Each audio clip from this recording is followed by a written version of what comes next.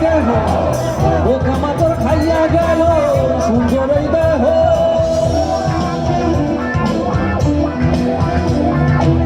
এই ঘরেতে আমি ছাড়া থাকে না কেহ পোকা মাকড় খাইয়া গেল সুন্দর এই দেহ। তোমার কাছে চাইলে পানা বললো না কইব না মানা ওই গুরু কান্দিয়া ওই গুরু কান্দিয়া গুরু ঘর বানাই যাও যাও যাও গুরু ঘর বানাই লাগিয়া